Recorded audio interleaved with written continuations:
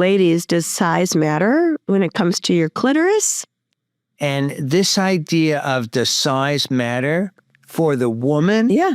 For the woman's equipment? Yeah. That's great. It is. It's really profound. And does it matter? Well, according to these researchers, it absolutely matters. Size matters. So this study was published 10 years ago by Oakley and her colleagues in the Journal of Sexual Medicine. And basically what they looked at is the size of her clitoris and the location. So there are two issues here: where it is and how big it is, and how that correlated with her ability to orgasm. And what they found was women with bigger clitorises had an easier time having an orgasm, and also clitorises that were located closer to the vagina had an easier time with orgasm. So size matters, as does location. You know, they say that with real estate. It's location, location. That's perfect. Yeah. So listen, what they did in this study, I think it's worth sort of just spelling it exactly, because I don't want people getting the wrong idea completely. Before we start, a small disclaimer. The Sex Doctors podcast is not a substitute for medical or psychological advice. Welcome to the Sex Doctors, featuring Dr. Marianne Brandon, clinical psychologist and diplomate in sex therapy, and Dr. Abraham Morgentaler, renowned urologist and expert in sexual medicine and testosterone therapy. Together, they bring you expert insights into sex, intimacy, and relationships. Let's dive in. I believe in miracles. Where you from? So they Just a little wrong ideas, okay? But not the complete wrong idea. So what they did is they selected 30 women. Yeah. 20 of whom they categorized as orgasmic, and 10 who were categorized as not orgasmic. And in order to qualify for one of those two groups, the group that was orgasmic had to answer a questionnaire that basically said they could have orgasm always or almost always with sexual activity. Mm-hmm. And the group that was non-orgasmic was never or rarely able to orgasm. Little unclear to me whether that meant the same with masturbation or not, but there you've got your two groups. So this isn't like just average woman off the street, if you will, or some random. They had to fall into one of these two categories that are both ends of the spectrum, right? Mm-hmm. And so that's who it was. And what they looked at was with MRI, where the clitoris was, its size, in terms of the part of the clitoris that we can see, which is just about 10% of its total volume. That's a very important point right there. 90% of the woman's clitoris is hidden under the skin or, in tissues where we can't see it. Mm-hmm. Whereas a big portion of the male clitoris, the clitoris and the penis are homologous structures, right? Homologous. Yeah, embryologically, they come from the same tissues. Right? Yeah. In the male, under the influence of testosterone and even more importantly, dihydrotestosterone, DHT, it develops fetally into a penis. And in the women, it develops as a clitoris. So they're very similar. The male has the urethra, which carries the urine out to the tip of the penis. And in the female, those are completely separate structures, urethra and which is a very intelligent way of doing things, don't you think? Like clitoris, urine. You know what I mean? Well, I don't know. Yeah. You mean men are stupid? Well, I just mean that it makes sense to have them in different places. I'm not saying men are stupid. Yeah. Women are more specialized, really, because they've got the urine channel and the thing. Yes. Just want to put a plug in for women. Female anatomy. Yeah. Thank goodness. Yeah. Yeah. So, anyway, a lot of the male penis is hidden too. About half of it is also hidden underneath the skin. It goes down into the deep recesses of the pelvis. But most of the female homologous structure is hidden. But we have the clitoris. Let's just summarize that. 50% of male I like that. and 90% of female clitoris. Yeah. Or structure that erectile structure is hidden under the skin. Right. So you know what? Amazing. Yes. What most people think of with the clitoris is just the part you can see. Right. Right. Right. Which we call the glans or the head. Right. Mm-hmm. The equivalent of the head of the male penis. Penis is much larger thanks to testosterone and dihydrotestosterone. Mm-hmm. But women who get testosterone also can have growth of their clitoris, including the head of the clitoris, which is the part that we see.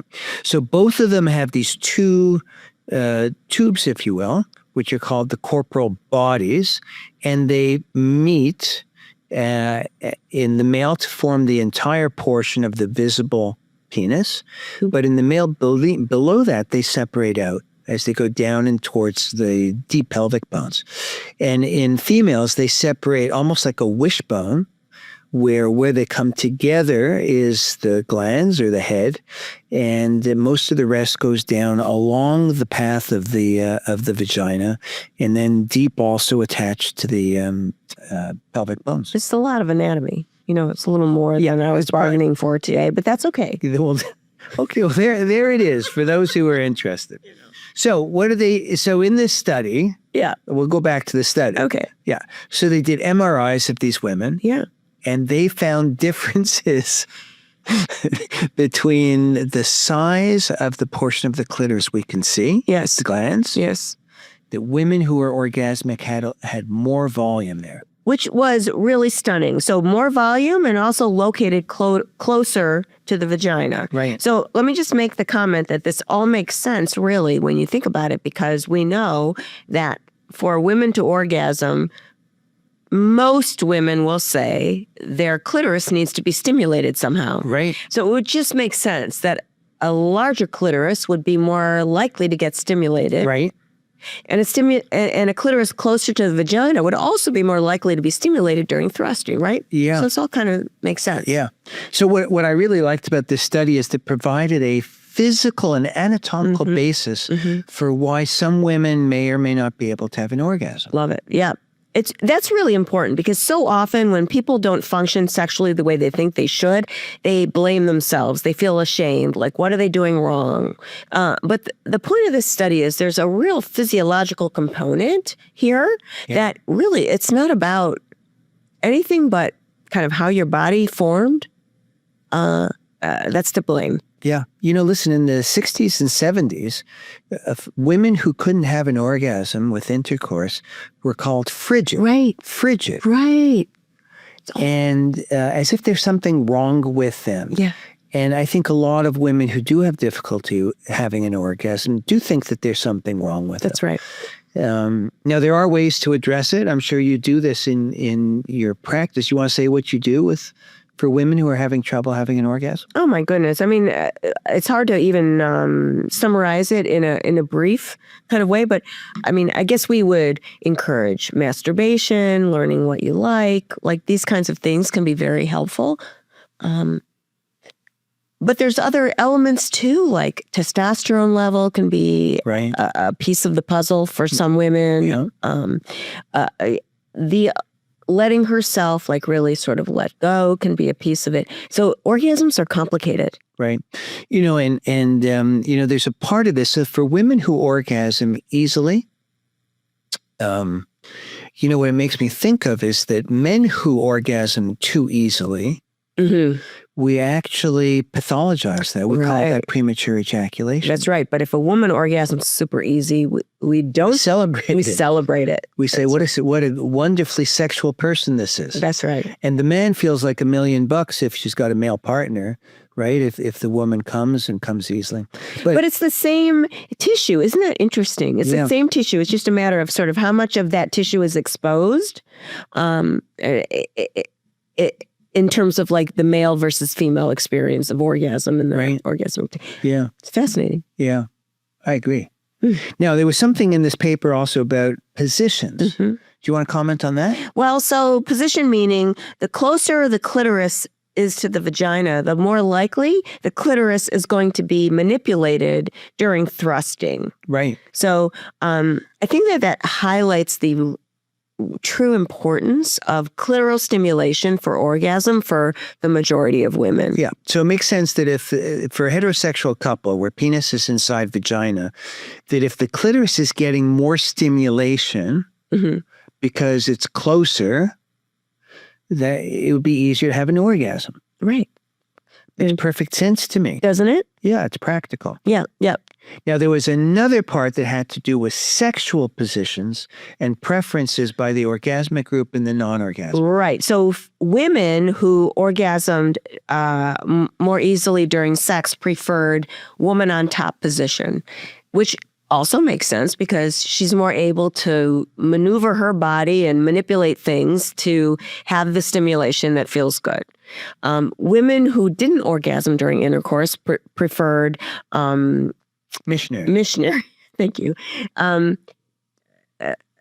So that's an important piece of information too, because women who want to orgasm during intercourse, any position that gives them more access to their clitoris, their partner more access to their clitoris, that will likely impact the likelihood that they're going to have an orgasm. Right. We should point out that amongst the women who were orgasmic, who had orgasms regularly, easily, some of them also liked missionary was their favorite, but a larger number preferred woman on top.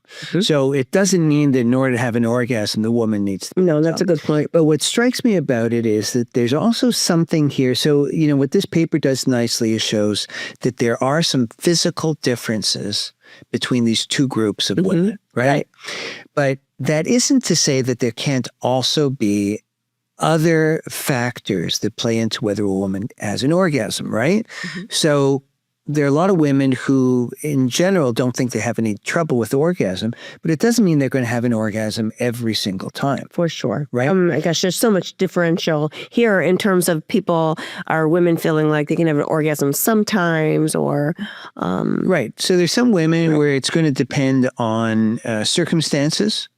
Right?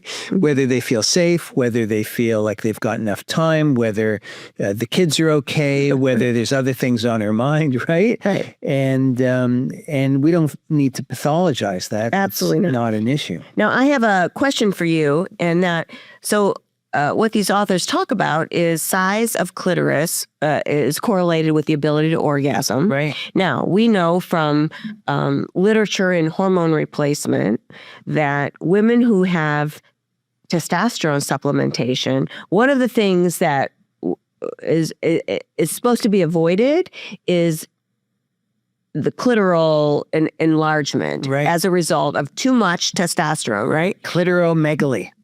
That's what it's that called. That sounds awful. Clitoromegaly. Yeah. Yeah. So mega clitoris. So you want to avoid that, but you want to avoid a mega clitoris. But apparently, according to these authors, the bigger is better with regards to a clitoris. Yeah. So help me understand. Yeah. So first of all, these investigators were only looking at clitoral size that happened without any kind of hormonal treatment, right? These are all premenopausal women. Yeah. None of them are on testosterone therapy. So they're just looking at normally occurring variation, right? So all bets are off when you start putting into the female system testosterone at higher doses. Because so one of the things we monitor in women who get testosterone is deepening voice. They don't develop thicker facial hair. Make sure that they certainly aren't getting hair loss like male pattern baldness. And we monitor also to make sure that the clitoral size isn't getting too great, but not because that's necessarily a problem for it in any kind of physical way, but just that it looks abnormal for them. For the patient. Yeah. So, probably a little bit of clitoral enlargement isn't a problem. Whether or not it helps with sexual function or not, ease of orgasm, I don't know data on that. It's an interesting question. I've never seen data on. We certainly have enough transgendered individuals now, so that maybe there's some study there. I just don't know. So, one of the take homes in my mind from this article is that women can pathologize themselves why they are not able to have an orgasm during intercourse, whatever. And what this article addresses is the fact that a lot of this is just anatomy. Yeah. Sometimes it's just the way you're built. Yeah. Yeah. So you need more. As a general rule, I think it means that some women will need more stimulation than others.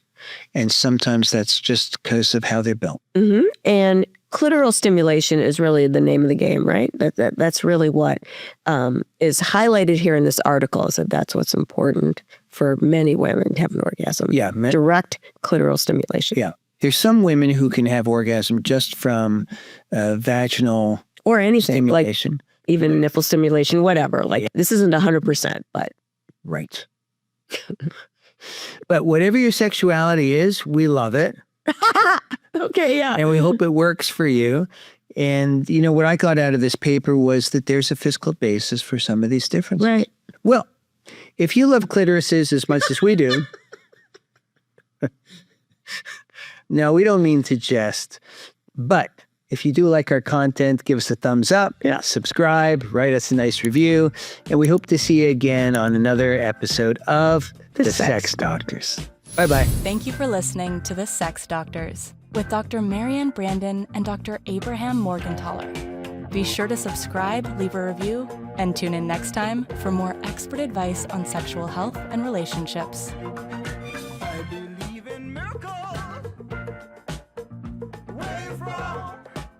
You sexy thing, you. I believe in miracles. Since you came along.